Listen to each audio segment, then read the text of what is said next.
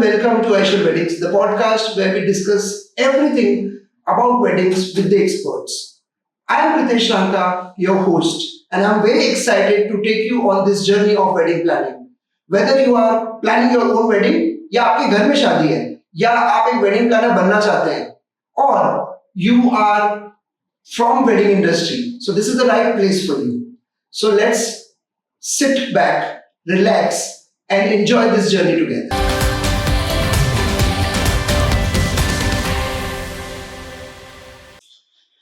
ऐसा कोई रिसेंट में आपने इवेंट किया है या शादी की है जहाँ पे आपने किसी मेल को लगाया हो, कुछ ऐसा स्टोरी या कुछ ऐसा एक्सपीरियंस आप शेयर कर सकते हैं?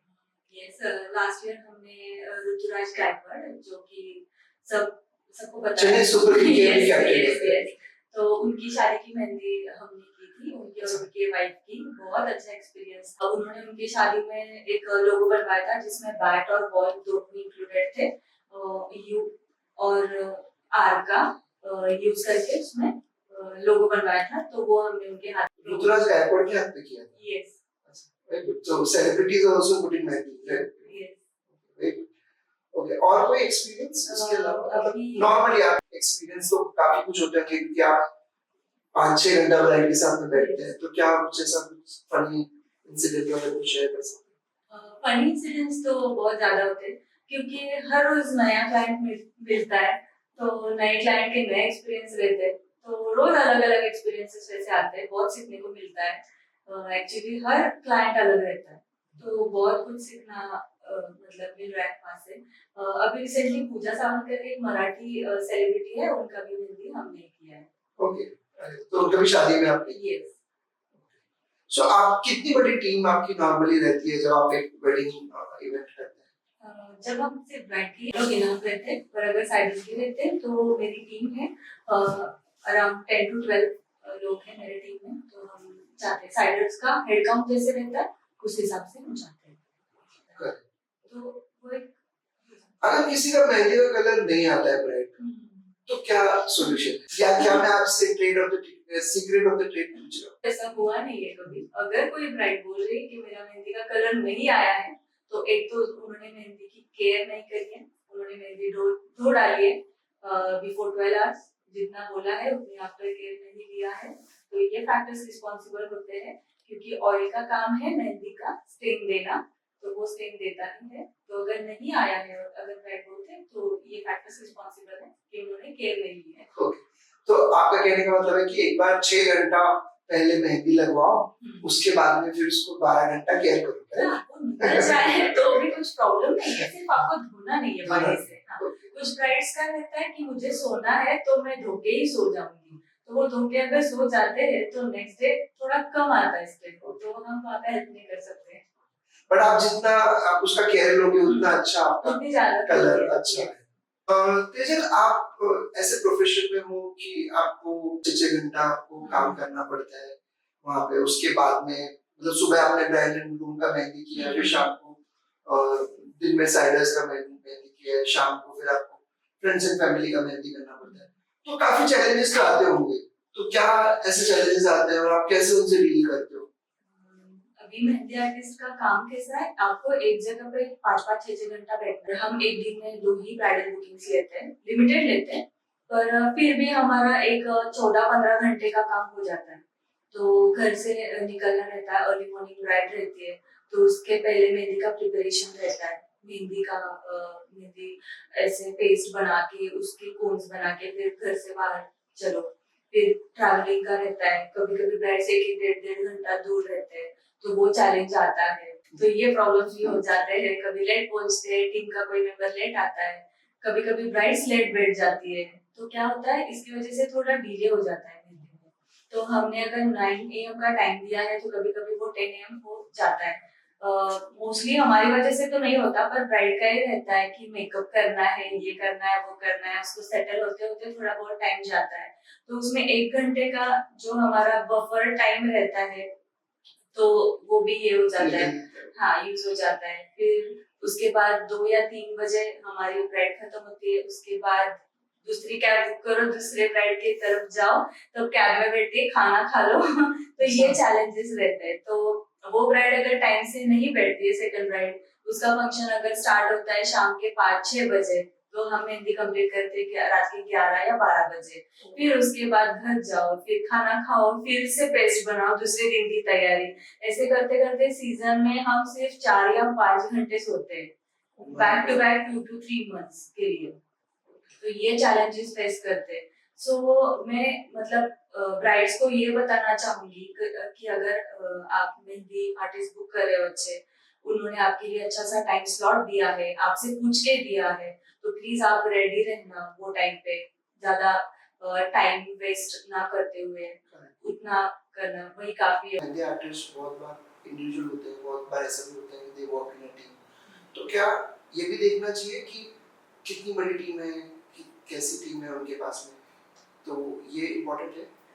यस, अगर आप ब्राइड के साथ आपके घर वालों की भी मेहंदी कर रहे हो साइडर्स की, तो आपको देखना चाहिए कि उनके पास कितनी टीम है, हमारा हेड काउंट कितना रहने वाला है मेहंदी फंक्शन के लिए। अगर आपका हेड काउंट 50, 60, 70 प्लस है, तो मेहंदी आर्टिस्ट के पास उतना टीम भी चाहिए आपका फुलफिल करने के लिए ऑर्डर, तो वो भी आपको देखना चाहिए।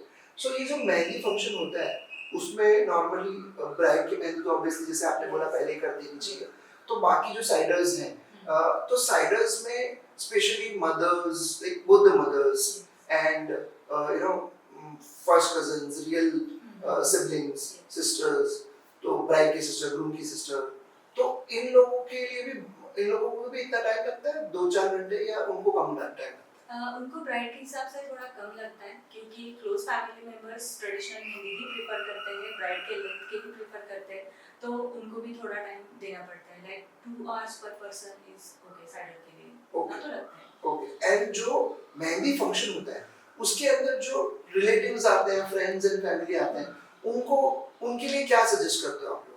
उनके लिए मोस्टली लोग अरेबिक बेल्ट वगैरह या मंडला जो अभी ट्रेंड में है, जो आलिया भट्ट में लगवाई थी उसकी शादी में, Okay. तो वो तब से ज़्यादा ट्रेंड में आया है, तो साइडर्स के लिए वो ज़्यादा प्रेफरेबल रहता है, क्योंकि बजट भी इशू रहता है, number of people, head count भी ज़्यादा रहता है, तो वो भी सेटिस्फाई या मतलब ये करने के लिए लोग चूज करते हैं कि उनको छोटी या जो फास्ट होने वाली फास्ट, क्योंकि टाइम भी आपके पास कम है, तीन Time भी घंटे का कम है। इवेंट है, 3 घंटे के इवेंट के अंदर आपको 50 लोगों को या 100 लोगों को Yes. मेहंदी करनी है। तो अच्छा, तो ये जो अभी आपने बताया कि जैसे अभी 2-3 नाम आपने लिए, दुबई कुछ आपने लिया था, अरेबिक लिया था, और फिर मंडला आर्ट लिया था, तो what are these new trends which is मतलब ट्रेंडिंग इन मेहंदी? मेहंदी में क्या क्या ट्रेंड्स नए हैं? नए ट्रेंड्स तो फिगरिंग्स में ही है, जिसमें अभी पहले जो फिगर्स नहीं बनवाते थे लोग, पहले तो फोन भी नहीं थे, तो लोग ऐसे हाथ से वगैरह ही मेहंदी लगवाते थे, या कुछ वो ऐसे लकड़ी से वगैरह लगवाते थे मेहंदी। तो अभी जैसे जैसे इवॉल्व हुआ, कुछ गोल्स आए, तो नए नए ट्रेंड चालू हुए, तो अभी उसमें फिगर्स वो नए ट्रेंड है। और जो अरेबिक दुबई हम बोलते हैं, तो वो गल्फ कंट्री से वो स्टाइल हमारे यहाँ पे आया है, अच्छा। तो वो उनके यहाँ पे बहुत सालों से चल रहा है, पर हमारे यहाँ पे जो इंडियन ट्रेडिशनल है वो ज़्यादा चलता है। कुछ लोग रहते हैं कि उनको इंडियन ट्रेडिशनल इतना पसंद नहीं है, वो प्रिफर करते हैं दुबई और गल्फ, क्योंकि वो स्टाइल जो रहते हैं वो बहुत बड़े बड़े डिजाइन रहते हैं, और हमारे यहाँ लोगों का ऐसा है मानना कि अगर हम बड़ा बनवाते हैं डिजाइन तो कलर बहुत अच्छा आएगा, तो वो लोग ज़्यादा वो डिजाइन प्रिफर करते हैं।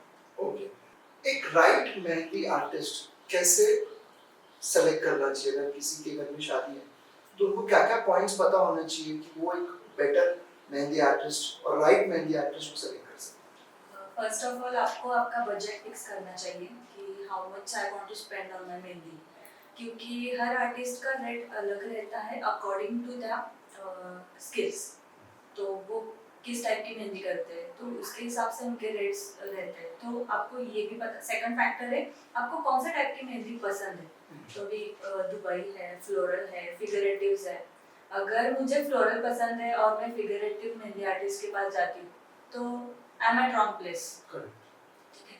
तो आप उनको नहीं बोल सकते कि मुझे फिगरेटिव्स नहीं करवाने, मुझे फ्लोरल ही करवाना है, ठीक है। तो अगर आपको जो स्टाइल पसंद है और वो बनवानी है, तो आप वैसे आर्टिस्ट को चूज करो या उनको फॉलो करो। दूसरे स्किल वाले आर्टिस्ट के पास जाकर आप डिसअपॉइंट हो जाओगे। करेक्ट। क्योंकि उनके स्किल्स अलग रहते हैं और उनको आप अगर दूसरे फॉर्म की मेहंदी बनवाने के लिए कर रहे हो तो उतना आउटपुट नहीं आएगा। नहीं, कुछ ऐसे की एलिमेंट्स हैं क्या मेहंदी में जो कि मेहंदी को आपको मेहंदी डिजाइन को एकदम स्टैंड आउट करे, ऐसा कुछ होता है कैसे?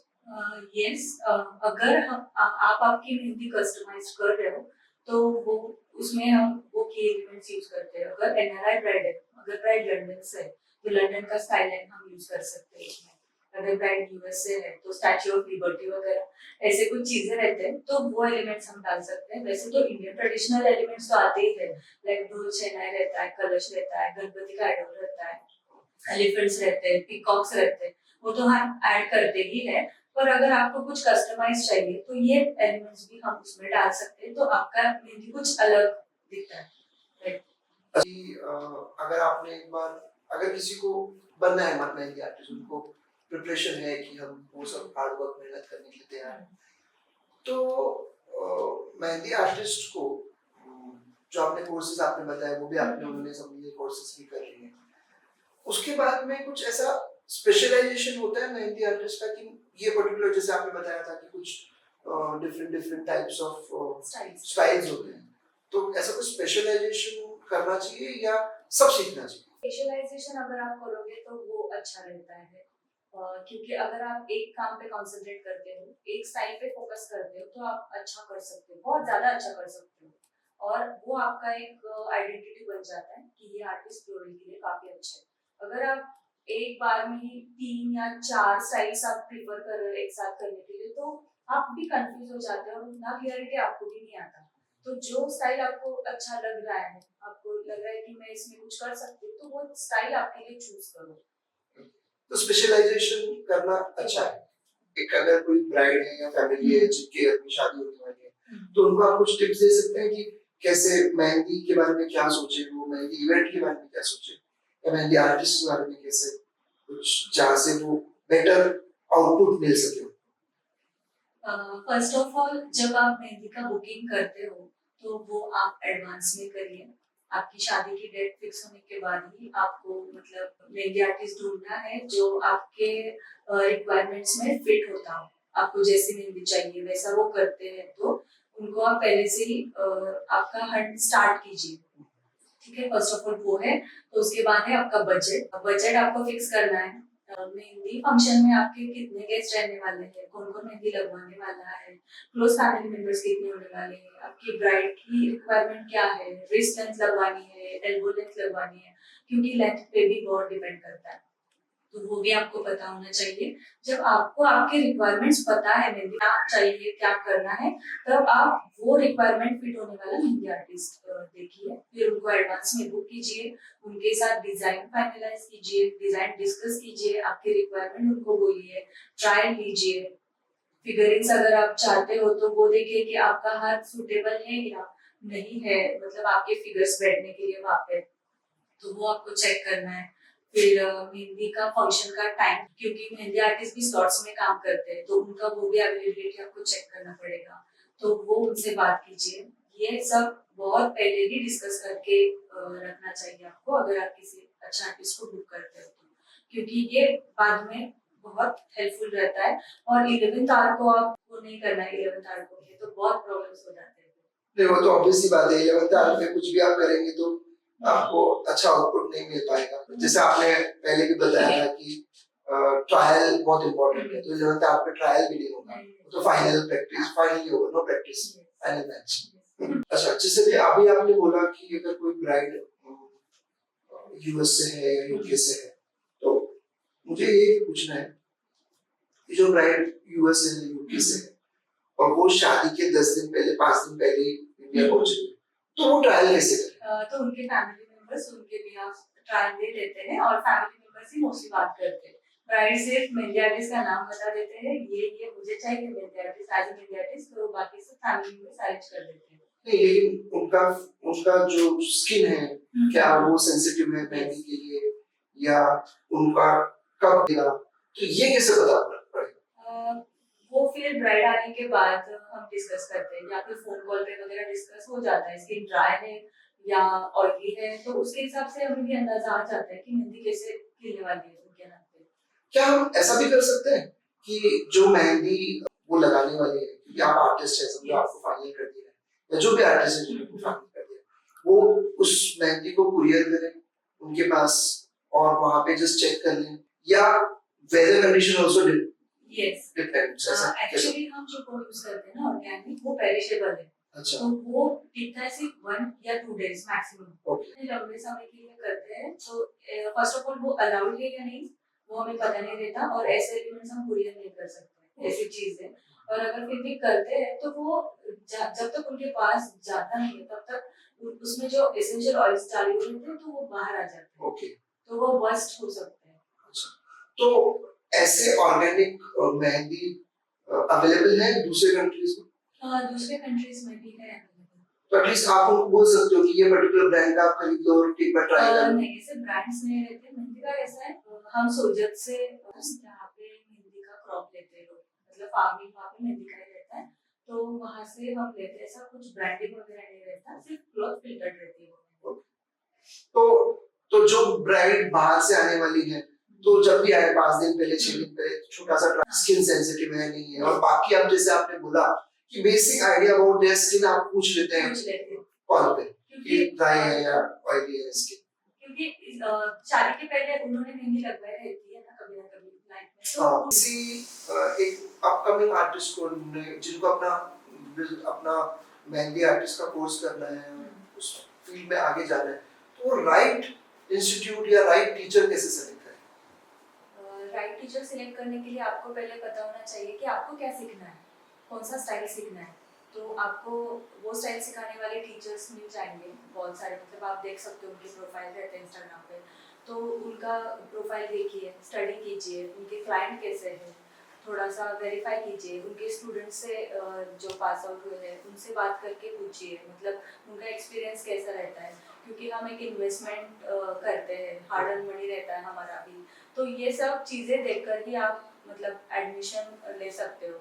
अगर कोई टीचर लाइक 80 डेज में अगर क्लास करते हैं, तो आपको आपके ऊपर इतना कॉन्फिडेंस नहीं क्या कि मैं 80 डेज में इतना सिलेबस सीख सकती हूँ, तो ये भी आपको देखना है। तो अभी जैसे बहुत बार कुछ इंस्टीट्यूट्स में बोलते हैं क्रैश कोर्सेज आते हैं कि कम दिन में आप ज्यादा सीख लो, हाँ। तो ऐसे कोर्सेज के लिए आपको क्या करना चाहिए, मतलब आपको करना चाहिए नहीं करना चाहिए? हाँ, अभी जो क्रैश कोर्सेज रहते हैं ना, ये ज़्यादातर जो प्रोफेशनल्स है उनके लिए ज़्यादातर ये कोर्सेज रहते हैं। अगर आप बिगिनर हो तो आप ये कोर्सेज मत ज्वाइन कीजिए, क्योंकि आपके अगर फंडामेंटल स्ट्रॉन्ग नहीं है तो आप एडवांस क्रैश कोर्सेज ज्वाइन करके वहाँ पे आपको उतना फ़ायदा होने वाला नहीं है, क्योंकि कम दिन रहते हैं, कम आवर्स रहते हैं, तो उसमें आप उतना नहीं सीख सकते हो, ठीक है, क्योंकि उसके लिए आपका बेसिक क्लियर होना बहुत ज़रूरी है। तो क्रैश कोर्सेज तो आप बिगिनर रहोगे तो मत ज्वाइन करना। तो तेजल, आपने जैसा बताया कि आप दिन में 2 क्लाइंट्स लेते हैं, 2 ब्राइड लेते हैं, का काम करते हैं, तो नॉर्मली कैसा ट्रेंड रहता है? 3 ब्राइड दिन में हो जाते हैं या 2 ही ले पाते हैं, कैसा रहता है? अभी एक ब्राइड करने के लिए हमें लगते हैं 5 या 6 घंटे, कौन से भी आर्टिस्ट रहे तो, क्योंकि ब्राइड का काम हमें उतना अच्छे से देना पड़ता है, उनका डिटेल बड़ा दिन रहता है, तो वो हमें स्पॉइल नहीं करना है, ठीक है, तो 5-6 घंटे तो एक ब्राइड के लिए लगते हैं। अगर मैं 3 बुकिंग्स लेती हूँ तो मैं कितने घंटे काम करूँगी तो मुझे अगर 3 ब्राइड्स एक दिन में कंप्लीट करने हैं तो मैं क्या करूँगी, मैं बहुत फास्ट काम करूँगी, जल्दी जल्दी खत्म करके फिनिश कर दूँगी, पर ये एक लॉन्ग टर्म के लिए ये अच्छा नहीं है। अगर आप कर रहे हो ना काम तो क्वालिटी बुकिंग्स ले लो, अच्छे से बुकिंग ले लो और सिर्फ कम काम करो पर अच्छा करो। इससे क्या होता है ना, आपका नाम बढ़ता है, इससे आप लोग रिकमेंड करते हैं आपको कि हाँ इसने बहुत अच्छे से किया, बहुत मन लगा के किया, इतना इतना टाइम दिया, तो ये भी बात बिगिनर्स को याद रखना चाहिए। Thank you. अगर किसी को अपना करियर मेहंदी आर्टिस्ट करके चालू करना है, तो क्या ये एक अच्छा करियर है? यस, काफ़ी अच्छा है, पर इसके लिए आपको ये ध्यान में रखना है कि इसमें हार्ड वर्क बहुत ज़्यादा है लॉन्ग आवर्स सिटिंग रहता है पोजीशन, तो वो आपको ध्यान में रखना चाहिए। सिर्फ किसी का प्रोफाइल देख के, किसी का फेम देख के, किसी का नाम देख के आप ये मत सोचो कि ये आप कर सकते हो। अगर आपको करना है तो आपको उसके BTS भी पता होने चाहिए कि ये आर्टिस्ट कितना हार्डवर्क करते हैं, इन्होंने कितना हार्डवर्क किया है यहाँ तक पहुँचने के लिए, तो वो आप पहले पता करो। सिर्फ किसी के प्रोफाइल का ये देख के फॉलोअर्स देख के फॉलोअर्स देख के आप ये मत सोचो कि हाँ मुझे मेहंदी आर्टिस्ट बनना है, उसके लिए उतना डेडिकेशन भी देना पड़ता है, उतना हार्डवर्क भी लेना पड़ता है। तेजल, अगर किसी को मेहंदी आर्टिस्ट बनना है तो उनको क्या कोर्सेज करने चाहिए? फर्स्ट ऑफ ऑल ये आपको खुद को लगना चाहिए कि हाँ मुझे मेहंदी आर्टिस्ट बनना है। अगर आपके घर वाले फोर्स कर रहे हैं, आपके फ्रेंड्स ने किसी ने क्लासेस ज्वाइन करे, तो वैसा मत करो। आपको खुद को ऐसे आना चाहिए अंदर से, हाँ मुझे मेहंदी करनी है। तो उसके लिए एक तो आपका ड्राइंग थोड़ा बहुत अच्छा होना बहुत ज़रूरी है अगर आप शॉर्ट टर्म कोर्सेज करते हो, क्योंकि इसमें प्रैक्टिस भी बहुत करना पड़ता है। तो इसके लिए आपको पहले टीचर ढूंढना भी बहुत इम्पोर्टेंट है कि मुझे किस टाइप का मेहंदी सीखना है, उस टाइप का टीचर आपको पहले ढूंढना है कि कौन से आर्टिस्ट कौन से टाइप के क्लासेस लेते हैं, तो मुझे क्या सीखना है, तो मेरा जो रिक्वायरमेंट है, मुझे जो सीखना है, तो वो ये आर्टिस्ट अच्छे से सिखाते हैं क्या, मतलब ये आपको देखना है। तो उसमें हमारे एडवांस कोर्सेज भी रहते हैं, बेसिक कोर्सेज भी रहते हैं, बहुत बेसिक रहते हैं, मतलब जिसमें हम कोन बनाना सिखाते हैं, पेस्ट कैसे बनाना है वो सिखाते हैं, लाइंस कैसे बनाना है वहाँ से सिखाते हैं। ये हो गया बेसिक का। उसके बाद एडवांस कोर्सेज भी रहते हैं, पोर्ट्रेट के कोर्सेज भी रहते हैं। पर आपके अगर फंडामेंटल्स क्लियर नहीं है, आपको अगर बेसिक नहीं आ रहा है अच्छे से, तो आप एडवांस की तरफ ऐसे ये मत करो कि मुझे करना है, जाना है। आप आपके फंडामेंटल्स क्लियर करो, बेसिक अच्छे से बिल्ड करो, तो ही आप एडवांस भी अच्छे से कर सकते हो और आप एक अच्छे मेहंदी आर्टिस्ट बन सकते हो। Thank you, Tejal. Thank you very much for joining our podcast. It was very informative and it was my pleasure to have you here. Thank you very much. Thank you very much for tuning in and sharing your time with us today. If you like this episode, please do not forget to like, share, and subscribe. We are going to invite a lot of industry experts. In case if you would like us to cover any specific topic, please comment in below section.